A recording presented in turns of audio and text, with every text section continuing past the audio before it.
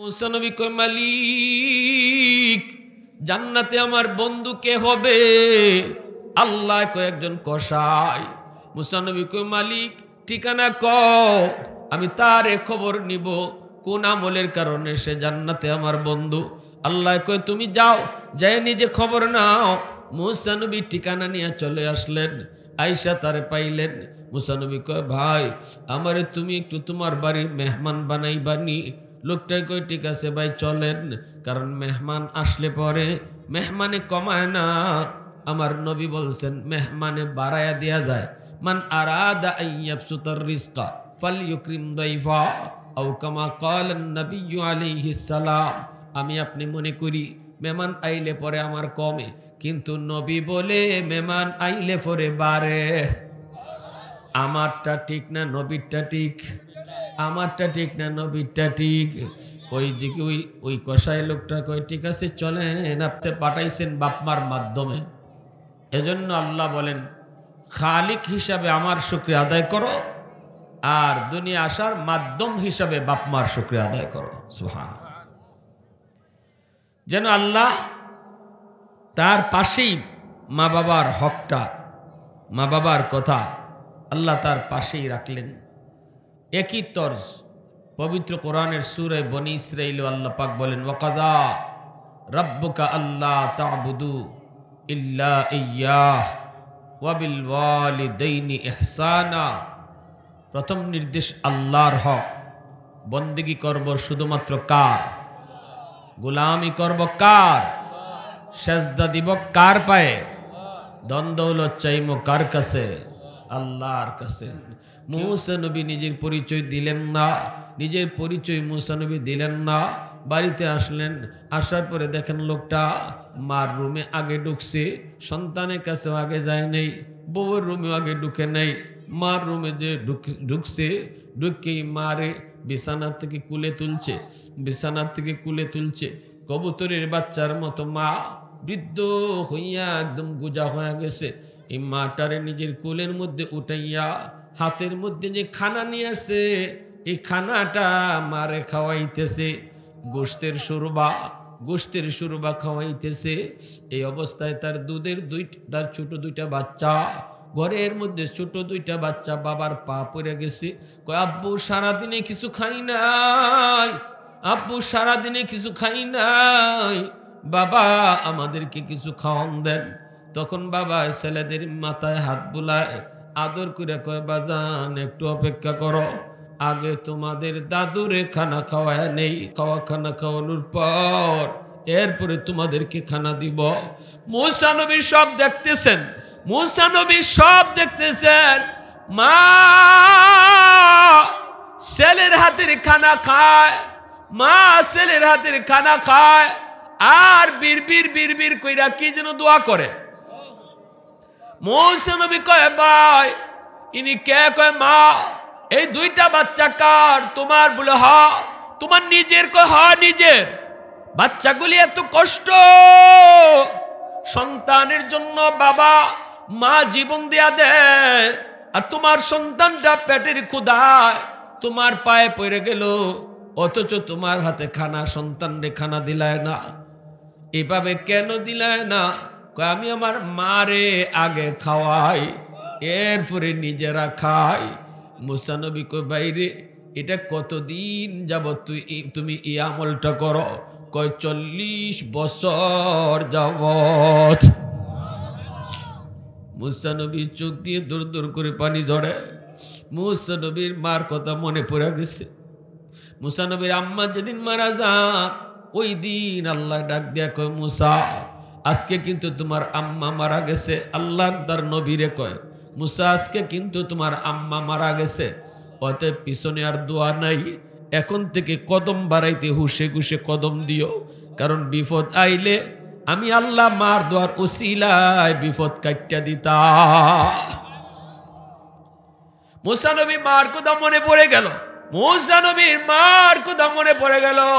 মুসা নবী কান্দে আর বলতেছে বাইরে মারে তুমি এইভাবে 40 বছর যাবত আগে খাওয়া? বলে হ। তোমার মা কি যেন দোয়া করলো বুঝি নেই।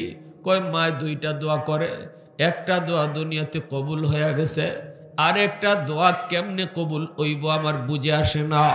মুসা নবী কয় মা কি দোয়া করে? মা একটা দোয়া করছে, আল্লাহ আমার সন্তানদের দুনিয়াতে তুমি অভাবে ফালাইও না।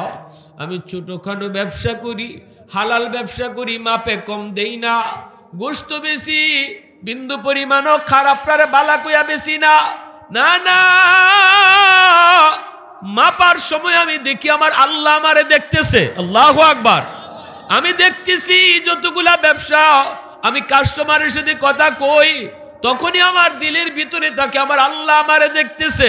অতএব আমি ব্যবসা, হালাল ব্যবসা, সলিড ব্যবসা করি, আল্লাহ আমারে কোনো অভাবে রাখছে না। আমার কোনো অভাব নাই, কেউ আমার কাছে পায় না, পাওনাদার আমার কেউ নাই।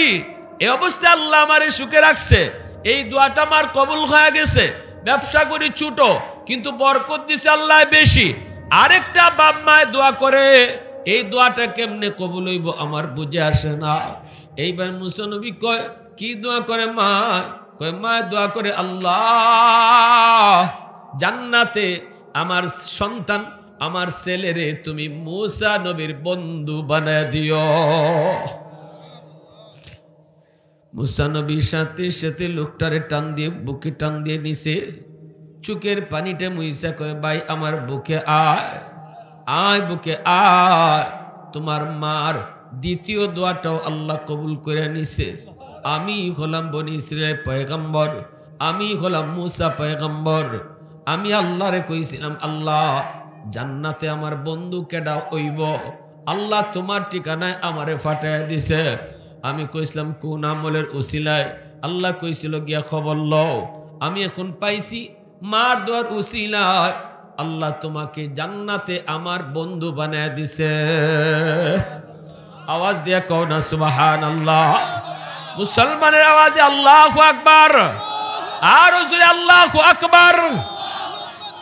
আহাদুন লাইসা কামিসলিক সামাদুন লাইসা কাফাদলিক লিমানিল মুলকু তুগুই তু সাজাওয়ার খুদাই তো খুদা বন্দে আমি নি তো খুদা বন্দে সারি তো খুদা বন্দে জমিনি তো খুদা বন্দে সামাই তু রহিমি তু করিমি তু সমিঈ তু বসিরি তু মুইজ্জি তু মুযিল্লি তু মালিকিল আরশি বজাই বরি আজ চৌচির ই বরি আজ সুরত রঙ্গি বরি আজ ইজ্জ নিয়াজি বরি আজ বেমুমিদি বরি আজ খুরদন ও খুফতন বরি আজ তোহমতে মরদন বরি আজ বেমুমিদি বরি আজ রঞ্জ বালাই। আল্লাহু আকবার। ভাইরা বন্ধুরা, এজন্য বলতেছিলাম বাপ মার দোয়া বদদোয়া সরাসরি আল্লাহর দরবারে কবুল, ঠিক কিনা জোরে বলেন। বাপ মা যদি দোয়া দেয় দোয়াটাও কবুল, বাপ মা যদি বদদোয়া দেয় বদদোয়া কবুল, বদদোয়া কবুল। কি কষ্টটা নে করছে, কি কষ্টটাই। আল্লাহ মার তিনটা কষ্টের কথা কইছে কোরআনে। এই তিনটা কষ্ট শুধু মার একা, এটার সাথে বাবা শরিক না। এজন্য মার হক 3 বার আর বাবার হক 1 বার। খেদমতের ব্যাপারে মা বাবার থেকেও আরো 3 গুণ বেশি পাও না, কারণ মা কষ্ট করছে 3টা, যেটার মধ্যে বাবার শরিক নাই। এক হইল 10 মাস 10 দিন ফেটে রাখছে। এটা কে রাখছে? জোরে কোন? মায় রাখছে। এর ভিতরে বাবার কোনো শরিক আছে? হ্যাঁ, পেটে সন্তান রাখা, এটা যে মহিলার পেটে সন্তান আছে সে যে রাখে সে জানে কত কষ্ট, সে জানে কত কষ্ট। একদিন 2 দিন তুমি পেটের মাঝে একটা পাথর বাঁধে আটতে দেখো। এ যুবক, 1 কেজি 2 কেজি পাথর পেটের মাঝে বাঁধে তুমি আটতে দেখো তোমার অবস্থাটা কি হয়। সেখানে একটা মা 1 মাস 2 মাস নয় 10 মাস 10 দিন তোমার পেটের মধ্যে রাখলো, তুমি কত কষ্ট দিয়েছ। মা খাইতে বসলো, মা খাইতে বসলো, তুমি মারছো কলিজায় লাথি, সাথে সাথে মা খানা থেকে উঠে মুখের বাতগুলা বমি করে সব ফালাইয়া দিছে। সাথে জিগাইছে বাবা কি গো কি হয়েছে? তখন মা কয় না তোমার সন্তানে আমার কলিজাত লাথি মারছে। বাপের কাছে মা কিন্তু বিচার দেয় না, ঘুমের ঘরে গেছে, ঘুমায় রয়েছে মা। তুমি মা আমি মারছি লাথি কলিজায়, মা ঘুম থেকে ফাল দিয়ে উঠে গেছে, আর ঘুমায় না। গভীর রাত, সব মানুষ ঘুমায় রইছে, সব মানুষ ঘুমায় রইছে। মানব দানব পাক পাখালি দুনিয়ার সব মানুষ ঘুমের সাগরে। একজন মা সে বিছানায় বইয়ে রইছে, কারণ সন্তান কলিজায় লাথি মারছে আর তার ঘুম আসে না। এই রুম থেকে ওই রুমে যায়। যদি স্বামীর ঘুম ভাঙ্গে, স্বামী উঠতে দেখে বিবিসা ঘুমায় না, বইয়ে রইছে। এই রুম থেকে ওই রুমে হাঁটে, চোখ দিয়ে পানি পড়ে। কি হয়েছে তোমার? তখনও কয় না, তখনও পেটের সন্তানের উপরে বিচার দেয় না, স্বামীর কাছে বিচার দেয় না, এ কথা কয় না, তোমার সন্তান আমার ঘুম ভাঙ্গায় দিছে। এতটা কষ্ট মা স্বীকার করেছে তোমার জন্য, আমার জন্য। দ্বিতীয় কষ্টটা হলো ডেলিভারির কষ্ট। ডেলিভারির কষ্ট, এত ব্যথা, এত যন্ত্রণা। আল্লাহ পাক রব্বুল আলামিন এই তিনটা কষ্টের কথা আল্লাহ উল্লেখ করছে। ডেলিভারির যন্ত্রণা, ডেলিভারির ব্যথা। এই ব্যথাটা যখন উঠে তখন মা পেরেশান, পাগলের মতো হয়ে যায়, পাগলের মতো হয়ে যায়। দৌড়ে যদি হাসপাতালে আনা হয়, তখন হাসপাতালে আনার পরে তার একটা ইঞ্জেকশন দেয়। এই ইঞ্জেকশনটা কিসের ইঞ্জেকশন? ব্যথা কমানির। কয় না, পৃথিবীতে একমাত্র একটা ইঞ্জেকশন যেটা ব্যথা আরো বাড়াইবার লাগি দেয়। এ আমার আপনার ব্যথা যদি উঠে, ব্যথা কমাইবার লাগে ওষুধ খাই, ইঞ্জেকশন নেই। কিন্তু একমাত্র পৃথিবীতে মা ডেলিভারির সময় যে ব্যথাটা উঠে, এই ব্যথাটা আরো বাড়াইবার লাগে ইঞ্জেকশন দেয়। একজন এফআরসি ডাক্তার কইছিল, হুজুর ডেলিভারির সময় যে ব্যথাটা মায়ের সহ্য করে, এই ব্যথাটা যদি কোনো একজন যুবককে তার শরীরে ইঞ্জেকশন করে পুশ করা হয়, মুহূর্তের ভিতরে বেহুশ হয়ে মাটিতে পড়ে যাইব, মারাও যাইতে পারে। এমন একটা অবস্থার মধ্যে কত মা ডেলিভারির সময় শহীদ হয়ে যায়, কত মা ডেলিভারির সময় শহীদ হয়ে যায়। এজন্য আল্লাহ পাক রব্বুল আলামিন আরেকটা কষ্ট হলো মার, সেটা হলো সন্তানকে দুধ পান করানো। এই দুধ পান করানোটাও মার নিজেই শুধু করে, এর মধ্যে বাবার শরিক নাই।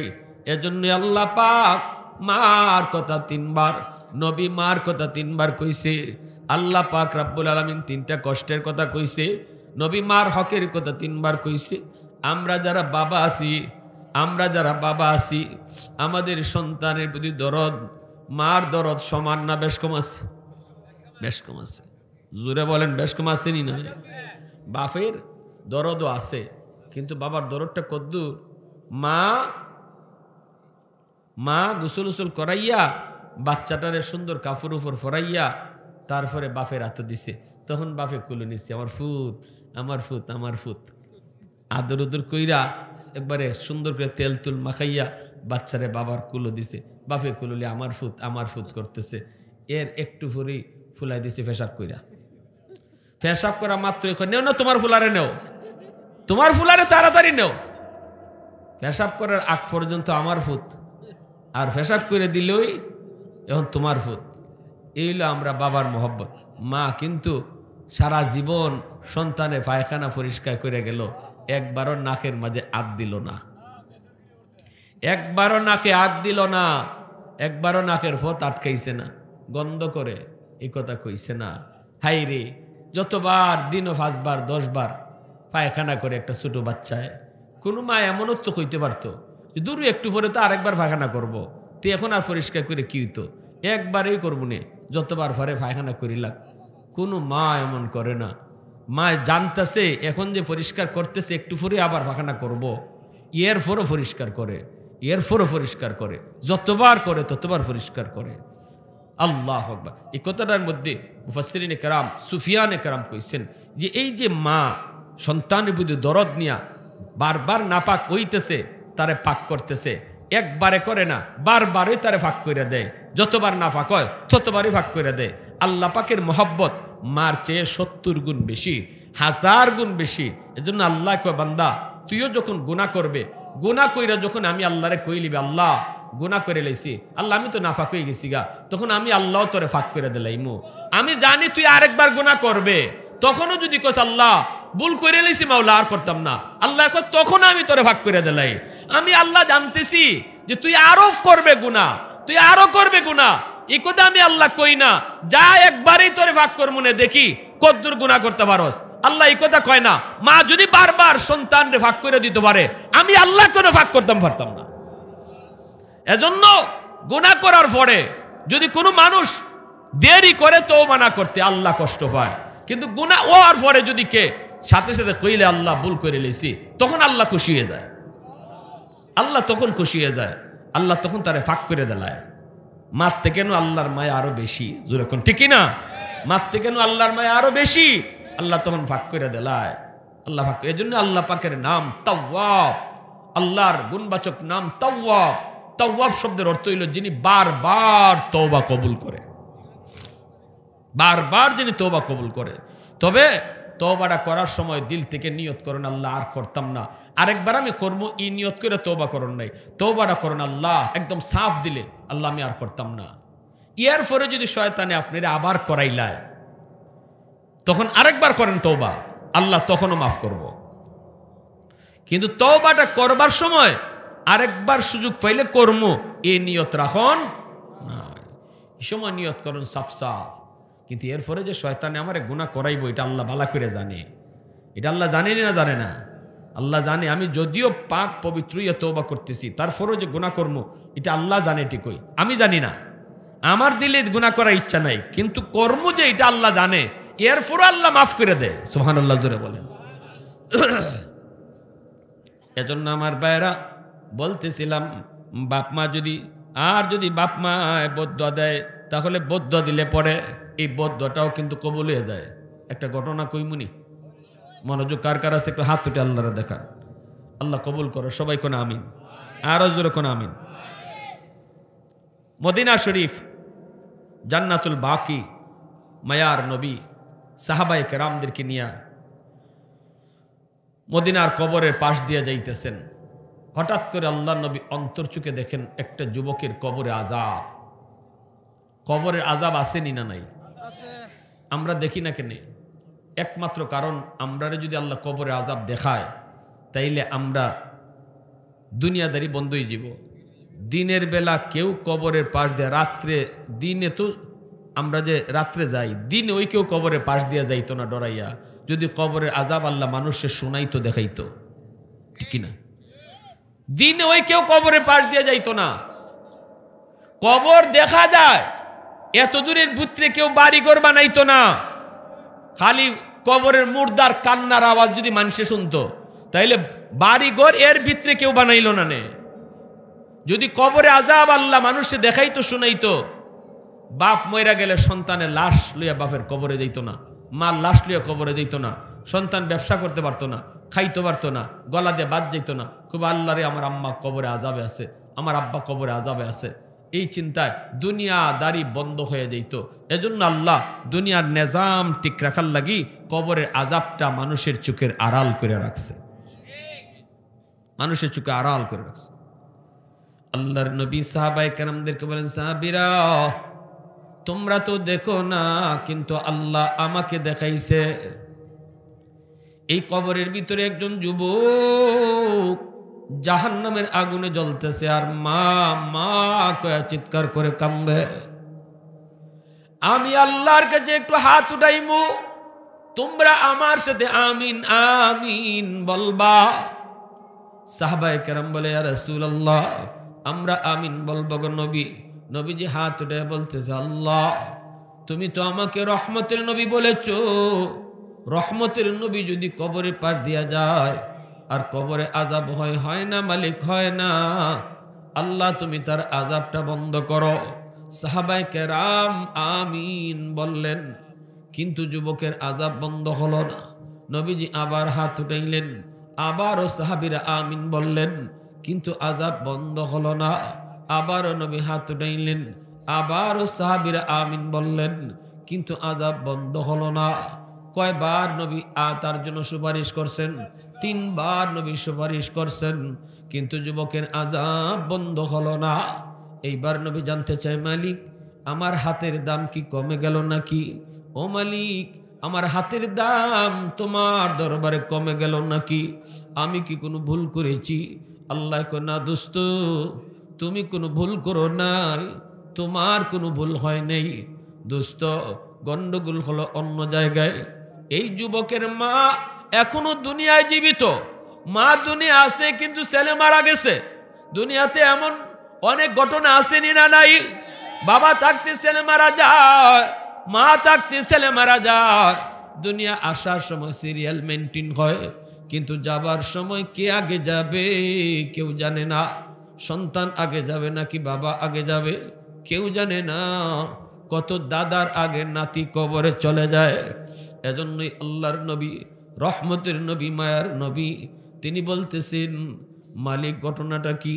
আল্লাহ কয় তার মা এখনো দুনিয়ায় জীবিত, মার দিলের ভিতরে অনেক ব্যথা, মারে এই যুবককে অনেক কষ্ট দিছে, এই সন্তানে মারে মারছে, মার ফিটো মাইরের দাগ আছে, এখনো মার কলিজায় ব্যথা। মরণের সময়টাতেও মায় তার মাপ দিছে না। সন্তানের রূহটা বের হয়, তখনও মায় তার মাপ দেয় না। কতটা কলিজায় ব্যথা দিছে বন্ধু একটু কও। আমি যে আল্লাহ বাপ মার চারটারে আমি আল্লাহর পাশের চারে রাখছি, এত সম্মান দিছি যেই মারে, এত সম্মান দিছি যেই বাবারে, এই মারে যদি এমন কষ্ট দেয় আর মরণের সময় যদি তারে মায় মাফ না দেয়, আমি আল্লাহ তারে কেমনে মাপ দিমু? তোমার সুপারিশও কবুল হবে না যতক্ষণ পর্যন্ত তার মা তারে মাফ না করব। এজন্যই মনে রাখবা, বাপ মারে বাত না দিয়া, মারে কষ্ট দিয়া, মারে গালি দিয়া যদি তুমি আব্দুল কাদের জিলানীরে ঘরে আইনা দাওয়াত খাওয়াও, তবুও কিন্তু দোয়া কবুল হইতো না। কারণ আমার নবীর দোয়া কবুল হইতেছে না। আল্লাহু আকবার জোরে কও। আমার নবীর সুপারিশ কবুল হইতেছে না। হাজারো আব্দুল কাদের জিলানী একটানো করলো আমার নবীর পায়ের ধুলার সমান হবে না। এজন্য রে যুবক, ভালো করে ইয়াদ করে শুনো, দুনিয়ার সব মানুষই খুশি করবা, বাপ মা যদি খুশি না থাকে আল্লাহ খুশি না। আর যদি মা বাবারে খুশি করতে পারো আল্লাহ তোমার উপর খুশি। জিন্দেগির বরকত আল্লাহ খুলে দিব, তোমার হায়াতের ভিতরে আল্লাহ বরকত বাড়ায় দিব। এক নাম্বার ফায়দা, বাপ মার দোয়া যদি থাকে, বিপদ তোমার উপরে আওয়ার কথা, অ্যাক্সিডেন্টে তুমি মরে যাওয়ার কথা, তোমার হাত পা ভেঙে যাওয়ার কথা, তকদিরে তোমার লেখা আছে অ্যাক্সিডেন্ট, তকদিরে লেখা আছে তোমার পাও ভাঙ্গা, তকদিরে লেখা আছে হাত ভাঙ্গা। কিন্তু আমার নবী মায়া নবীর হাদিস থেকে বের করেছেন, ও ভাইরা, হাকিমুল উম্মত থানবী রহমতুল্লাহ আলাইহি বলেন, এক নাম্বার মা বাবার দোয়ার উসিলায় লেখা আছে যে বিপদ, এই বিপদটা আল্লাহ কাটতে দিব। তকদিরে লেখা এটা আল্লাহ কাটতে দেয়া দেয়। আর যদি বাপ মার বদদুয়া থাকে, মা বাবার বদদুয়া থাকে, তোমার লেখা আছিল না বিপদ, হাত ভাঙ্গার কথা না, কিন্তু হাত তোমারই ভাঙবো। অ্যাক্সিডেন্টে কেউ মরবার কথা না, কিন্তু তোমার উপরে বিপদটা পড়ব, কারণ পিছনে বাপ মার বদদুয়া। এজন্য 2 নাম্বার ফায়দা হলো, বাপ মারের দোয়া যদি তুমি লইয়া চলো, রিজিকের মধ্যে আল্লাহ বরকত বাড়ায় দিব। ছোটখাটো কাম করো, কর্ম তোমার ছোট কিন্তু বরকত দিব আল্লাহ বেশি। আল্লাহু আকবার জোরে কও। বাপ মার দোয়া যদি থাকে। 3 নাম্বার হলো, আল্লাহ তোমারে দিন দিন ইজ্জতের চেয়ারে বসাইব। বাপ মার দোয়া থাকলে সম্মানের চেয়ারে আল্লাহ তোমারে বসাইব। 4 নাম্বার ফায়দা হলো, হাকিমুল উম্মত থানবী রহমতুল্লাহ আলাইহি তার কিতাবে লিখছেন, 4 নাম্বার ফায়দা হলো, যেই সন্তানের পিছনে বাপ মার দোয়া আছে, এই সন্তানকে আল্লাহ মরণের আগে আগে মক্কা মদিনা দেখাইব। তো আওয়াজ দেখো না সুবহানাল্লাহ।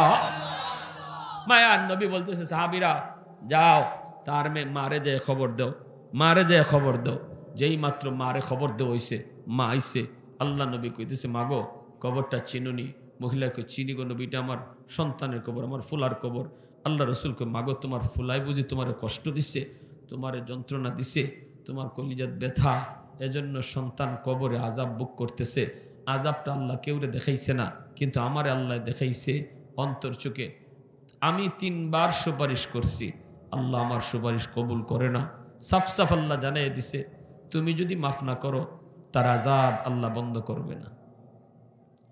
আমি নবী তোমার কাছে সুপারিশ করি গো মা, তুমি তারা মাফ করো। কিন্তু মহিলায় কয় না গো নবী, আমি মাফ করবো না, এখনো আমার পিঠে মাইরের দাগ আছে, মরবার আগের দিনও আমারে মারছে। বউর কথায় মরবার আগের দিনও আমারে মারছে, এখনো শরীরে ব্যথা, আমি এর মাফ করবো না, মাফ করবো না। আল্লাহ নবী পরে গেলেন টেনশনে। এবার নবী কয়, মালিক মার দিলটা শক্ত হয়ে গেছে, এখন মার দিলটা কেমনে নরম করমু? আমার তো দিলের উপরে হাত নাই, দিলের উপরে তোমার তো হাত আছে। আল্লাহ একটা দোয়া করি তোমার কাছে। আল্লাহ কয়, কও। আল্লাহ আমারে তুমি কবরের আযাবটা যেভাবে দেখাইছো, এবার মারেও তুমি দেখাইয়া দিলাও। মা যদি নিজের চোখে দেখে তাহলে আমার মন বলে মার দিলটা নরম হয়ে যাবে। আল্লাহ কয়, দোস্ত তোমার এই সুপারিশটা আমি কবুল করছি। কবরে আযাবটা আল্লাহ মারেও দেখাইয়া দিলাইছে। যেই মাত্র মা দেখতেছে সন্তানে আগুনে পুরার দৃশ্য, সাপের কামড়, আর মা মা কয়ে কান্দে, সাথে সাথে মার দিলটা নরম হয়ে গেছে। মা কয়, নবী গো আমি মাফ কইরা দিছি। আল্লাহ কয়, আমিও মাফ কইরা দিলাইছি।